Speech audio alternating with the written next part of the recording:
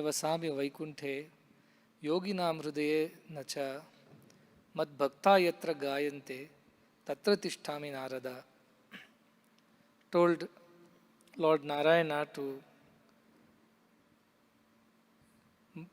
Rishi Narada, who is the constant, who is always in constant repetition of the name of the Lord.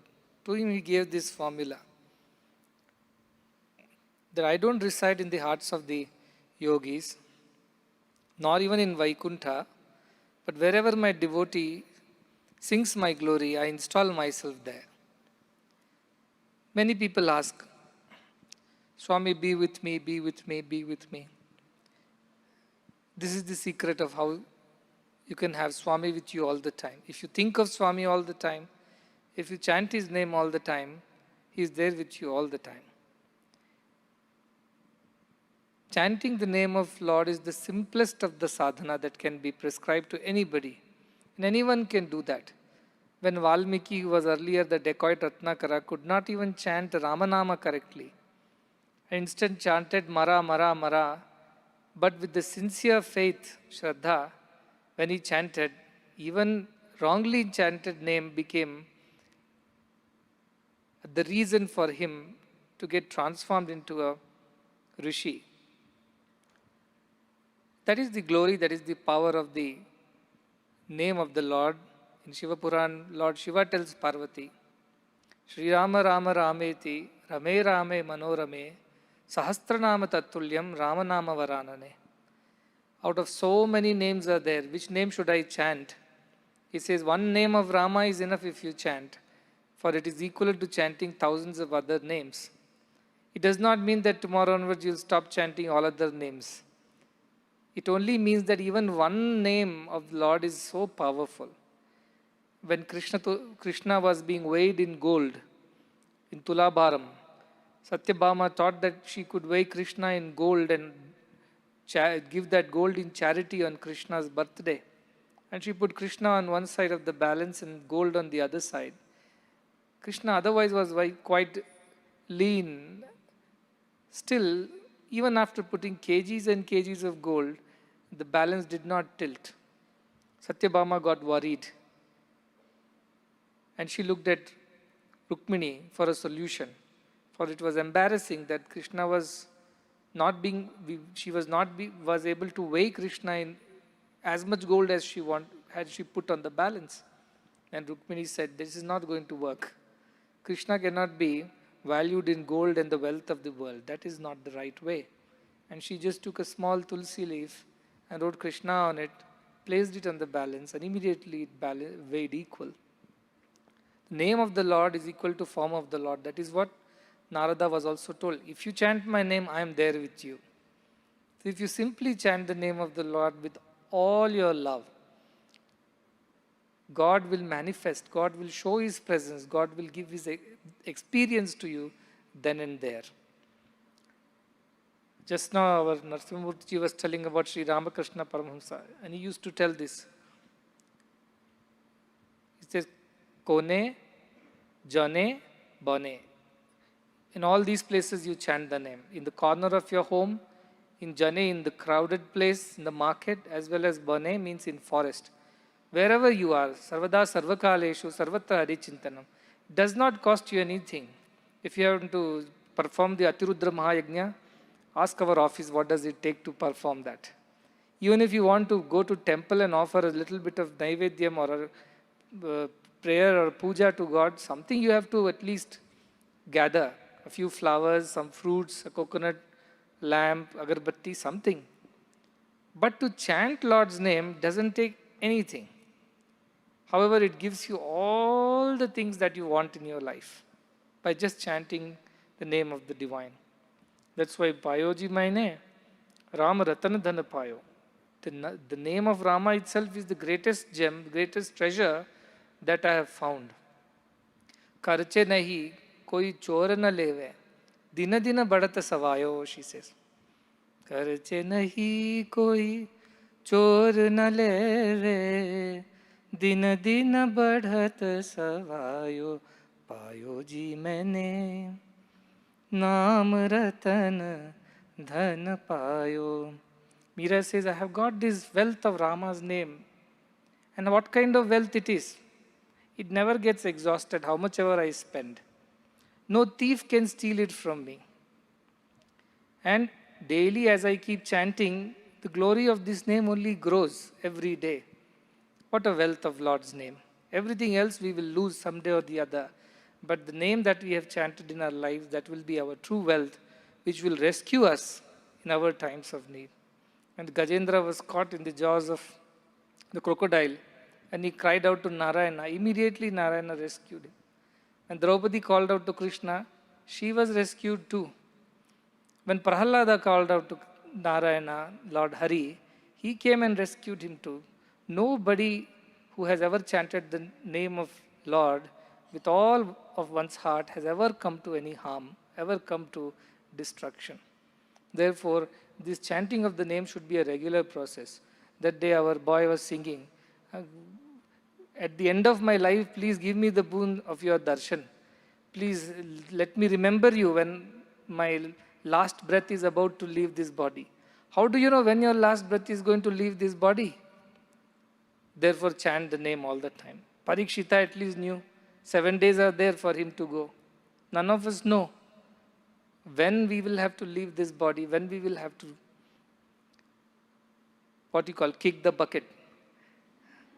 Therefore, it is important that we chant the name all the time, because whenever it is, how does it matter? Since I am chanting all the time, whenever it is fine. Jab prana tan se nikle, you don't know when the prana is going to leave this tana. Therefore, all the time chant the name of the God.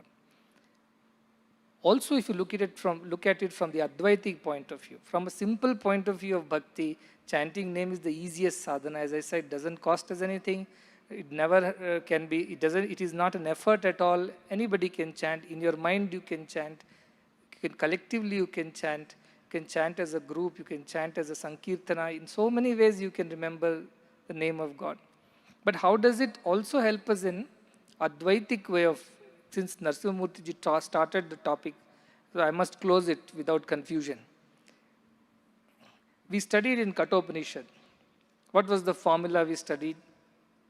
Yachet Vang Manasi Prajnyaha Tadyachet Jnana Atmani Mahatini Yachet Tadyachet Shanta Atmani.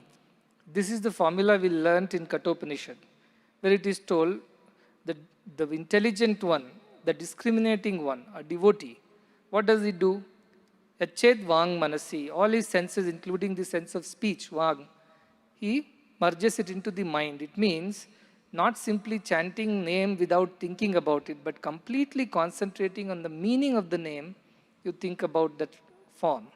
You say Krishna, you remember Krishna, Krishna's attributes, all that the Krishna name represents, the compassion, the wisdom, and the highest spiritual philosophy that he taught to Arjuna through Bhagavad Gita, everything should come to our mind. So, Yachet Vang Manasi Prajna, Tadyachet Jnana Atmani. Then discriminate in your buddhi, Jnana Atmani. What is the discrimination? Who is Krishna after all? Is he the body that came 5,000 years ago? Or is he more than that? This way, if you discriminate, you will realize that Krishna is the manifestation of the supreme consciousness. That which is nirguna becomes saguna for the sake of those who cannot understand it easily. And through him, we are able to understand what supreme consciousness, what divinity is like. So buddhi should discriminate about or think about, analyze this particular thought. So mind should give itself into the buddhi, the intellect, which should discriminate and understand whether I worship the saguna or nirguna, it is the same. When Totapuri came and tried to teach meditation to Ramakrishna Paramahamsa, he became his apprentice with the permission of the mother and sat down for meditation, and without any effort he could attain the highest. And Totapuri was shocked. He said, I did this for 40 years and still I haven't perfected this art of meditation. And here is this young man. He sits and loses himself instantly in the thought of the divine and attains samadhi. And they say he didn't come out of samadhi for 3-4 days till Rani Rasmati got to know, and then she sent somebody to dissuade him and warn Totapuri not to do such things with Sri Ramakrishna. How did he attain that? Because his heart has chanted the name of mother so all the time, Ma, Ma, Ma, Ma. Everything is mother for him. So it was so pure that for a moment he thought, my mother only is that supreme consciousness, and he immediately attained that too. So, Jnanatmani. Jnanatmani Mahati Niyachet. Mahati is the cosmic consciousness, cosmic mind. My mother is not merely a single representation in one form. She is in all the forms that I see. Ya Devi Sarva Bhuteshu. All forms are hers. That is the feeling with which Ramakrishna could see everybody as mother. His own wife, he would see her also as mother, Charadama. That is Mahati Atmani. When you can see that same divinity manifest in everything.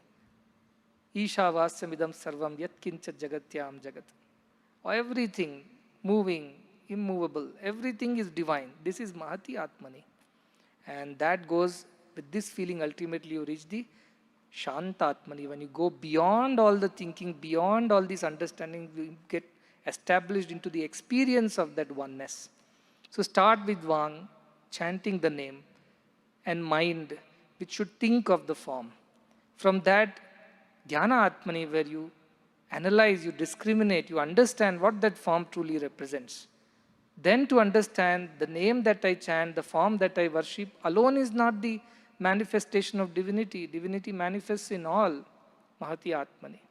And that divinity is beyond all manifestations, and that is the Shanta Atmani, when mind becomes completely absorbed in that universal consciousness. And that is the ultimate result of bhakti. Whether you take whatever path, ultimately goal is one. Meera sings Krishna's name, she also attains Krishna as the Nirakara or the Parabrahman. Whether you take bhakti, jnana, karma, at the end of it, all this will go and merge in the same universal experience of consciousness, Brahman. And Namasmarna is the easiest, fastest, simplest way of starting off on the spiritual path. For everybody cannot understand the Upanishads and the deep philosophies which are there, but everybody can enjoy the sweetness of the Rama's name. Pibare Ramarasam Rasane Janana Marana Bhava Shoka Viduram Sakala Shastra Nigamagama Saram. It is the essence of all the scriptures, that one name of the Lord chanted with pure heart. Otherwise, if you don't have pure heart, then like Hiranyakashipu, you will become uncomfortable. If somebody is chanting God's name, there are people who just can't sit there in that same place because they don't have a pure heart. So it's like this. Like Valmiki, you must force yourself initially to chant the name of God till it becomes a habit, till it becomes natural for you to remember all the time the name of God. But you have to remember it with complete purity of heart. So when you do a group bhajan, what happens? Because so many people are participating, there is more seriousness, there is sincerity in doing what we are doing. So that helps those who are just started to walk this path of spirituality to immediately focus their minds on God, think of God, and definitely it does some good. Neha vikramanashosti pratyavayo na vidyate swalpam apyasya dharmasya trayate mahato bhayat. There is never any adverse reaction on this path. And whatever effort we put today, it will never get wasted. Even the little of this dharma, Atma Dharma, we get to know, we get freed from greatest of the fears, says Bhagavad Gita. So whatever names you chanted today, it will never go waste. It's all accumulated somewhere. And next time when you chant, you take it forward from there. It is not lost. You build upon it. So every time you chant the name of the Lord, you are building upon your spiritual strength. And as you keep doing it again and again, over and over again, you spiritually grow stronger till it becomes very natural for you to chant. Like Hanuman, you pluck a hair out of his body, put it to your ears, you will hear the name of Rama. Like Sakubai, even a piece of cow dung cake that she makes reverberates with the name of Panduranga.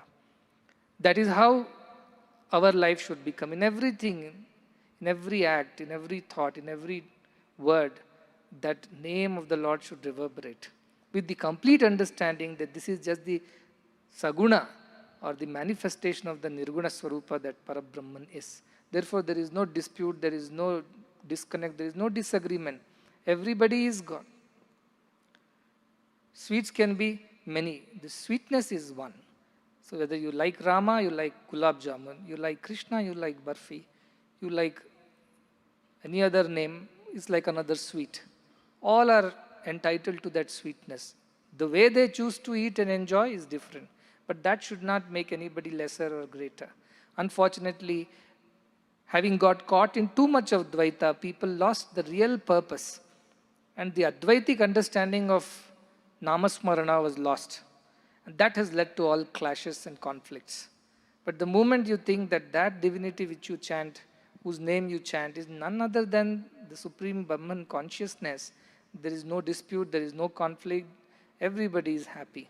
That's why I encourage you chant all God's names, because some people in the crowd like Krishna, some like Rama, some like Ganapati, some like Shirdi Baba, some like Swami. Like these many names are there. So chant Namasmarana in such a way that all names are chanted. In that way, everybody is able to relate to, everybody is able to enjoy when they listen to the name of the particular form that they worship. So that is the idea of bhajan. Bhajan is the simplest way of reaching divinity, and it should not be just here all the time. Sarvada sarvakaleshu, sarvatra harichintanam. All through the year, you must keep doing this in every little act of yours. Remember God, offer everything to God. This is the simplest way to reach God. As the cracker show is ready. Oh, look.